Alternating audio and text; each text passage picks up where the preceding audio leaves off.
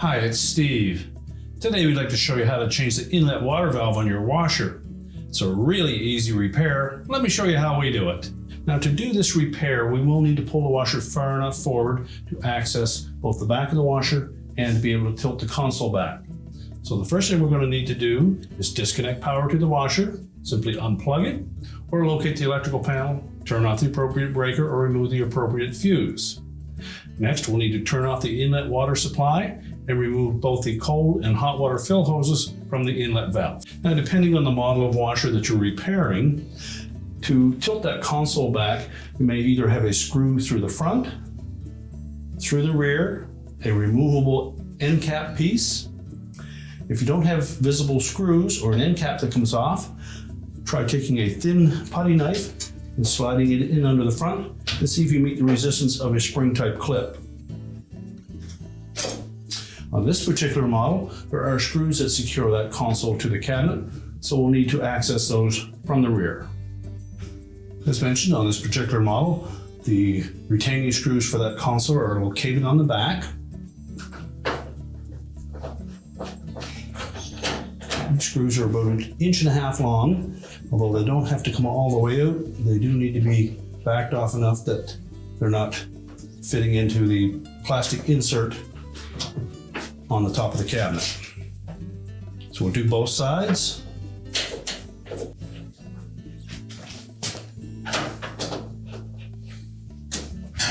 Once they're loosened enough, we should be able to push both of those end caps forward.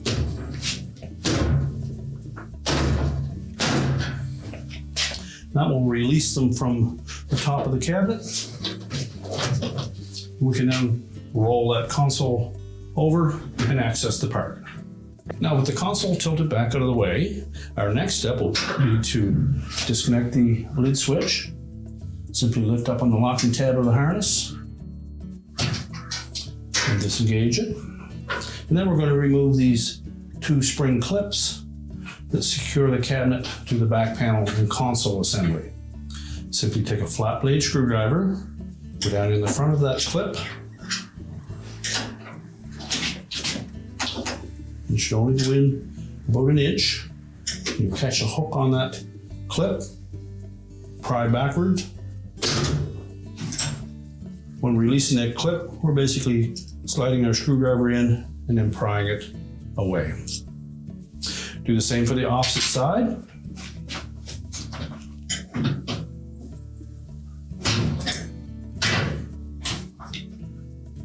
And set that one aside.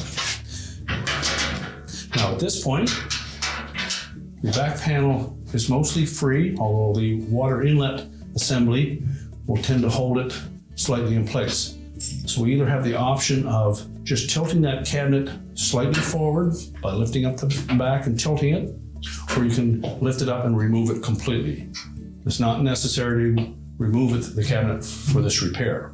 Now that we have the back panel disconnected from the cabinet, we've unhooked our lid switch.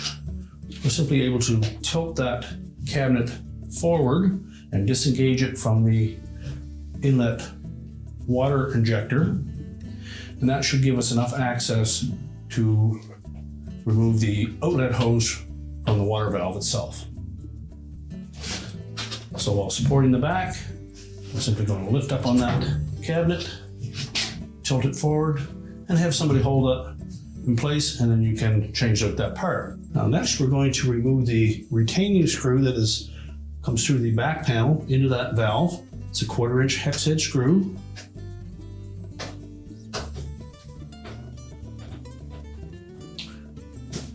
Remove that, but save it to install on the new valve. And next we're going to just lift up slightly on that valve. That'll disengage it from the keyhole slots in the back panel. We can pull the valve out so that we can access it easier. We'll start by removing the wire harness. Take note of the location so to make sure that we plug it back in the proper sequence.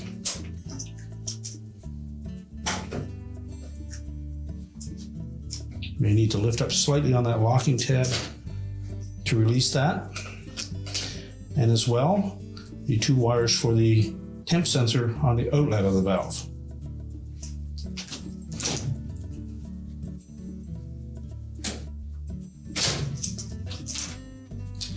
Now next we'll need to remove the outlet hose by depressing that clamp and pulling it back, and then remove the hose from the outlet of the valve. Now as we pull that hose off of the outlet, there's going to be some water in there, so have something to catch that.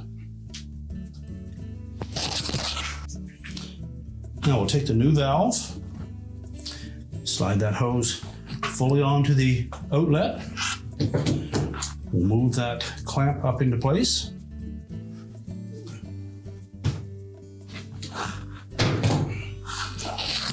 Reconnect the wire harness to the actual temp sensor,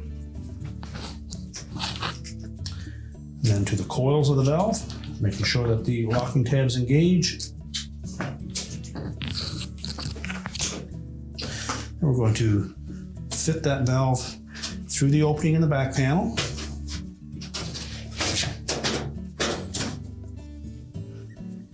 Then we'll press down on that valve to lock it into the back panel. And that should expose the hole for the screw to go into.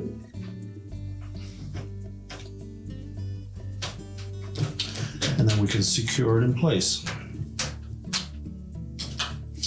And now we're ready to put the cabinet back in place. So just lower the cabinet back down. Make sure we tuck that water inlet assembly in underneath.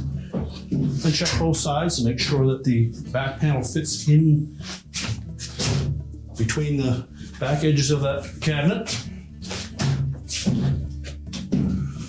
And then we're ready to install our spring clips. Now with these spring clips, we have 190-degree angle on the end. That's the portion that is going to hook into the tab on the cabinet.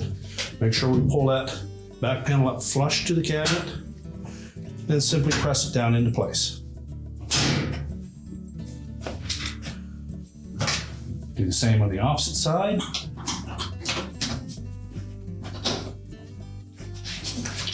Check to make sure nothing is pinched, and snap it into place. We can then reconnect our lid switch harness. So next we're going to tilt that console forward, and we want to make sure that these hooks on the end caps fit into the rectangular holes on the top, and there's a little guide hole on the front here as well. Make sure that lines up with this tab, and then once we have those lined up and sitting flush, we'll just push it back slightly.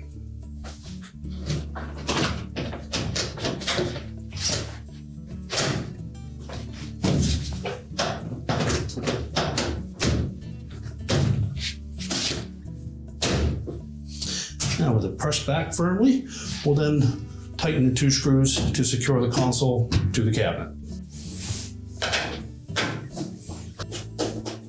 If the console is in the right position, the screw will go right down into that nylon insert. Do the same for the opposite side.